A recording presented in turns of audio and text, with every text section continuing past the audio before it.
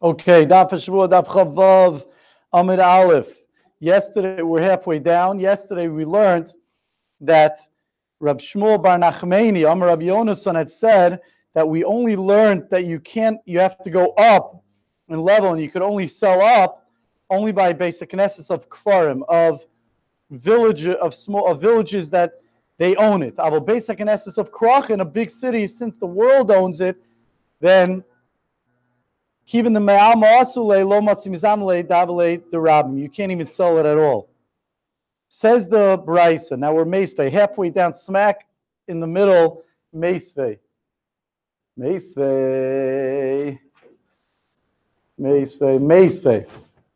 It says, we learned in a Brisa, that it says that Kisavo ala Eretz Canaan asher anino yisein lachem la'achuza, that when you come into Eretz Canaan that I gave you as an achuzav v'nasati negat saras v'veis Eretz achuzaschem, and all of a sudden your house has a negat saras on it. So says the Gemara, bebeis Eretz achuzaschem, the only time we have the halachas of saras on a house is when it's bebeis Eretz achuzaschem, a house in the land of your inheritance, meaning land that we, Klal Yisrael, inherited when we came to Eretz Yisrael.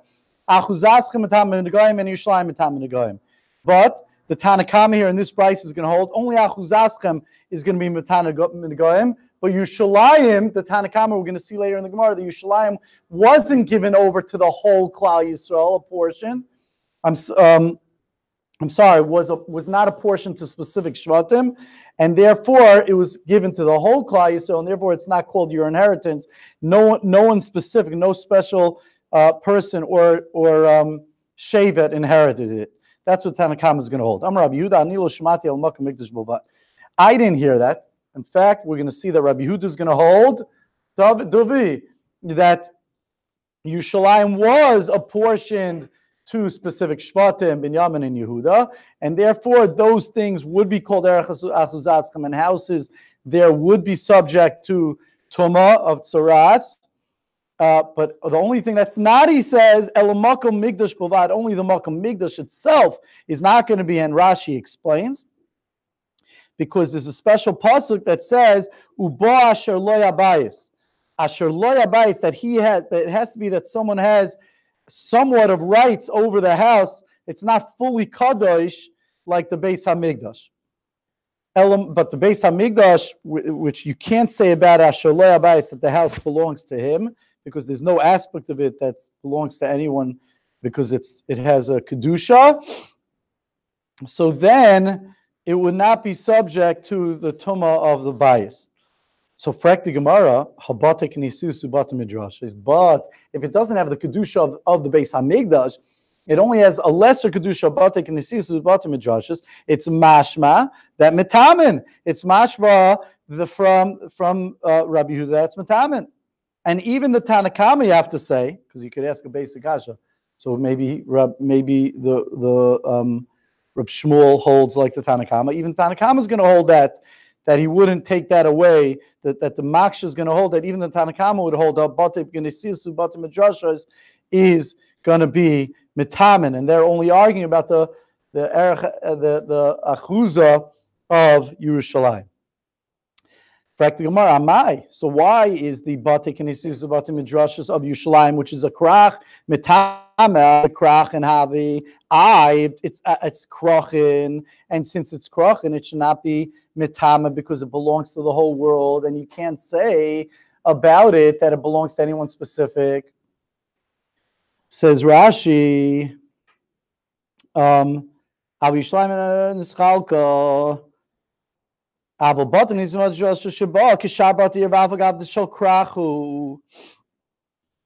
therefore, it's not anyone specific. Answers the Gemara. That when he said Makom Migdash, he meant anything holy, not just the Beis Hamikdash, but anything holy, even the Batei Midrashas Apatei Knesios Mashma, says Rashi. So therefore, that's what he meant. So therefore, you wouldn't have the kasha, and even the Tanakama would hold the same.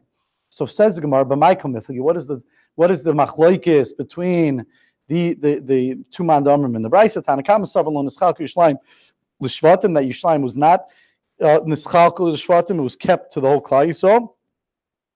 like I said before, Rabbi Yehuda Saba Neschalka Yishlayim L'Shvatim, that Yishlayim was Neschalka L'Shvatim, and therefore, since it was Neschalka L'Shvatim, so then it belonged to a Shevet, so therefore, Yishlayim itself, the bottom would be subject to tsaras. It's the same machlokes as the following machlokes Tanoim. The Tanya we learned in the Brisa. Ma'ya b'cholka shel Yehuda. What was in the portion of Yehuda? Harabayis, the Harabayis, which Rashi explains, doesn't mean the entire place where the base of Megillah was, the whole area, but it means the area at the eastern entrance to the Har, and therefore, since it had no specific, since it didn't, it's generally called, like says Rashi, that's the part that's called the Harabayis. That's what the Gemara means here. Harabayis and Halishkois and the chambers, Vazarois and the courtyards. And what was in the Chelka Shel Binyamin? Ulam, the part when you come in, before the Heichal, the Heichal and the Kodesh, Ubeis Kachei Kedashim and the Beis Kachei Kedashim. Now the interesting part is, says the Gemara, Uritzua. So the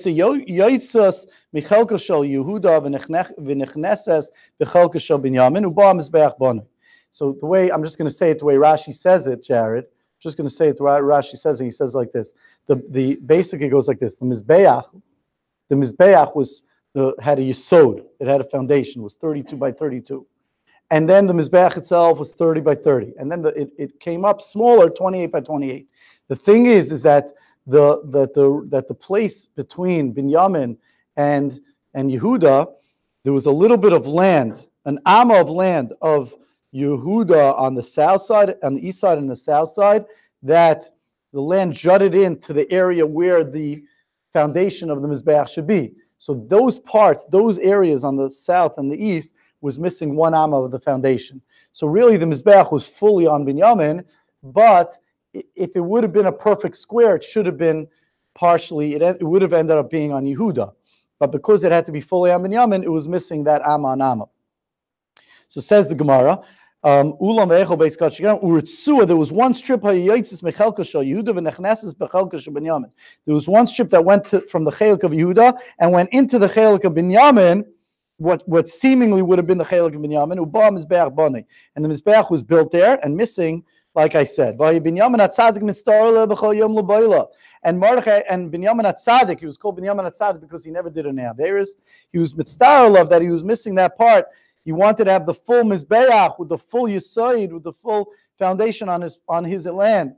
And he was so mitzvah, shenemar, like it says, chayfev alav kol hayoim, that he felt bad kol hayoim. That's the actual pasuk of chayfev alav kol hayoim really means Hashem protects Binyamin kol hayom all the time. But the Gemara is understanding here to mean that chayfev, that he felt bad about it kol hayoim. Lefichach, because he had such a feeling of ruchnius that he wanted even more of the mizbeach, zach Binyamin v'nasu so because of that, Binyamin was Zeich and he became a host to the Shechina, and therefore, how did he become, says Rashi, and Shahaya Aron B'chalka, he deserved the Aron. So the Marsha asked, wait a second, if he saw in the future that he wouldn't have only those strips, that means he already saw what he would have. So there's different terutzim in the Mefarshim. So one teretz given is that the Aron, that was like somewhere that was unclear. It could have been by him, it could have been by Yehuda. Other Rishonim say that even the Kodesh HaKadoshim he wouldn't have had. It's unclear. That wouldn't answer the Mashal's Kasha. And says the Gemara, V'hai Tana, L'ficha Zach Minyan Menasher Shrin L'Shchina. V'hai Tana, so that Tana, so that's the Machloikis. Uplukta Tana, this man da Amar Maya Chelkashol, Yehuda Arbayis, Elisha Azar, Maya Chelkash Minyamin. So this Tana, that this Tana of this Brisa,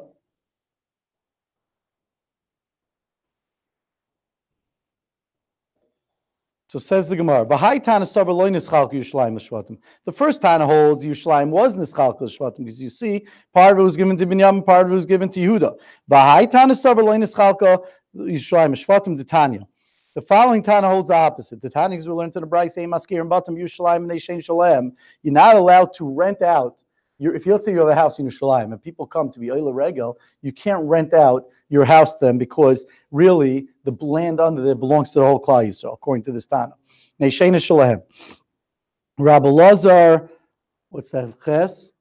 Rabbi Lazar, Rabbi Shimon. Oimer afloi mitos, even the beds that are metaltalin that aren't stuck to the ground, also since it's lying on the ground of that area, you shouldn't rent out. But since the mita is still lemaisa, you do have a right in it.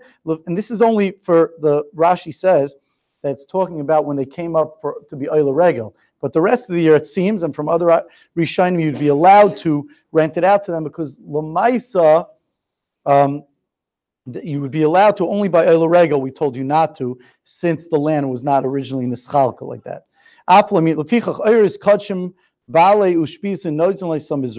Therefore, because of that, the hides of the kachim that they shechted when the Oila Regel came up, the host, we allow people, when person stays in your house by Oila Regel, we allow you to take the hides of the people.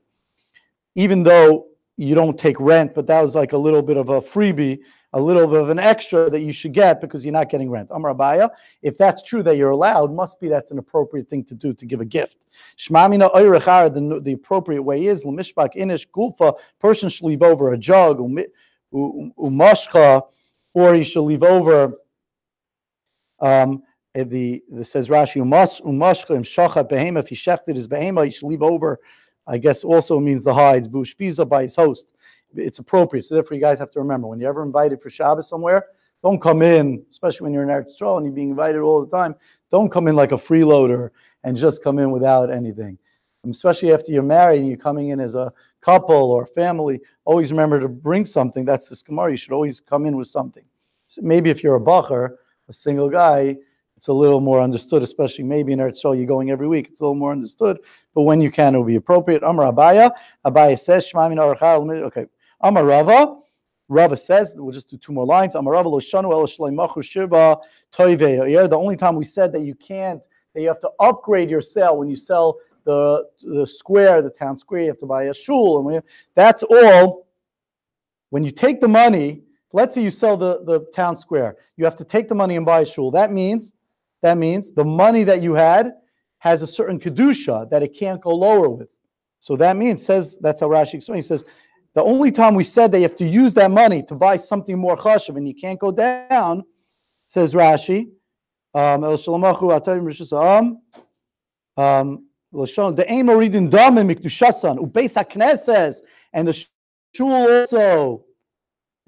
also, where's that Bach? And the shul also, here's the Bach. Ubeis HaKnesses biktushasai oimed. When do we say that the Beis HaKnesses keeps its kedusha and you have to sell the money, you have to buy something even better? That's only shalamachu shiva tovei. When you didn't sell it with the 7 trustees of the city, the main people of the city, the people that were in charge of the decisions for the city, in front of all the people in the city. But if you did sell it in front of the 7 trustees of the city, the board of directors, whatever it is, in front of all the people in the city, we turn the page. You'd be allowed to even use the money to buy beer, says Rashi, and to make beer in that area. Okay, I think we'll stop. Perfect timing at top of the Amid. Have a wonderful day.